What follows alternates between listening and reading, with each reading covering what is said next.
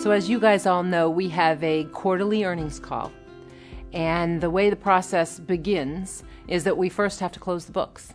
So the finance community does a lot of work in terms of getting the books closed.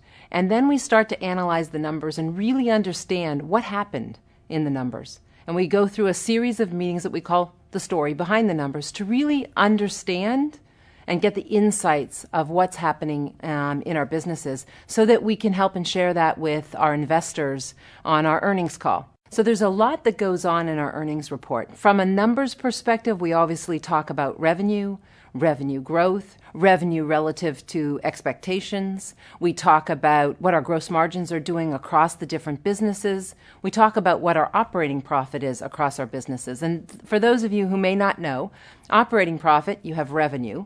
You take away all of your costs, including your operating expenses, to come up with operating profit. And we actually talk about our operating profit at the segment level. We basically help our analysts see what our business is doing at the revenue line and the operating profit line.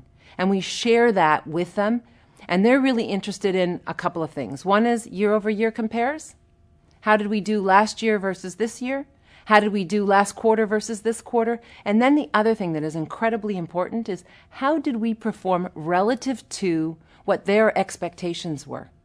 And that really is what ultimately can drive the stock price. If we performed better than what they were expecting, then it's likely the stock price will drift up. If we actually performed worse than what they were expecting, there's going to be a lot more questions during the earnings call to really understand why, and that can put pressure on the stock price. We provide guidance or a forecast for what we're going to do from a performance perspective, usually from an EPS or an earnings per share perspective. We sometimes talk a little bit about cash flow as well. But basically what we tell them is what we expect to do in the next quarter and then for the full year that we're in. And that is the other element that drives the stock price.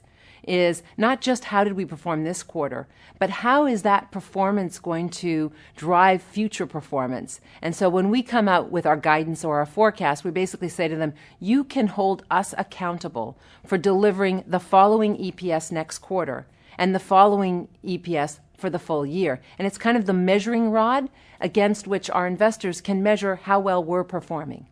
And then it comes down to fundamentally, does our investor base have confidence in the management team of HP to deliver on what we said we would deliver on and deliver an interesting future of opportunities for our shareholders? So with that, I encourage you, get involved.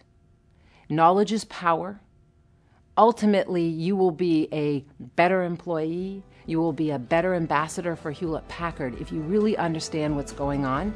And we're here to help you understand. Thank you.